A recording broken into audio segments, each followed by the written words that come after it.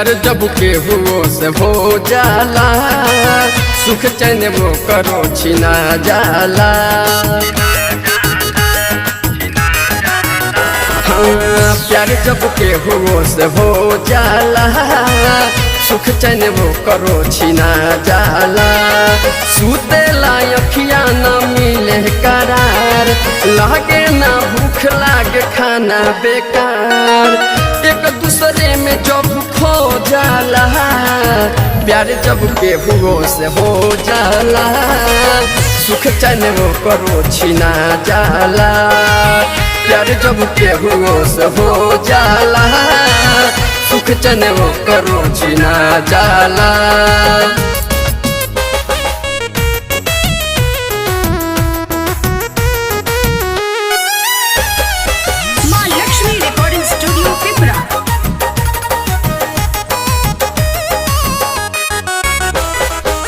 सब रोगवा से अलग हवे बीमारी हो, हर पल यार के रहेला याद जारी हो।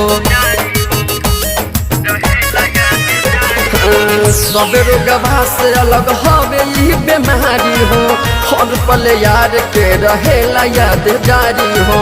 केतन भूले के चाहे तब नहीं भूलेला, दूबर पातर देहिया हो जाला भारी हो।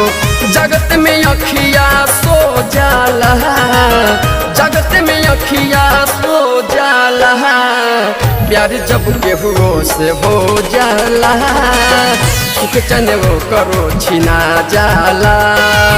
प्यार जब के हुओ से हो जाला, सुख चैन वो करो छिना जाला।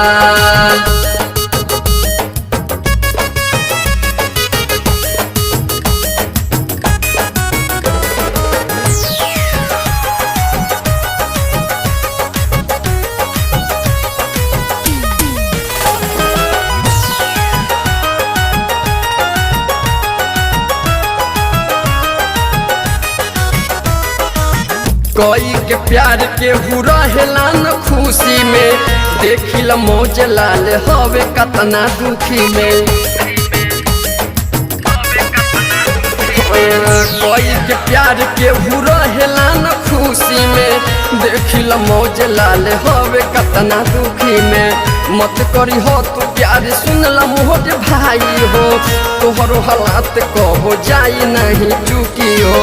संजीत मौनी से रो जाला, संजीत बरजे से रो जाला।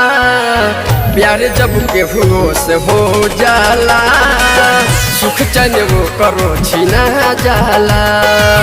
प्यार जब के हुओ से हो जाला, सुख चैन वो करो छिना जाला। लक्ष्मी रिकॉर्डिंग स्टूडियो पिपरा।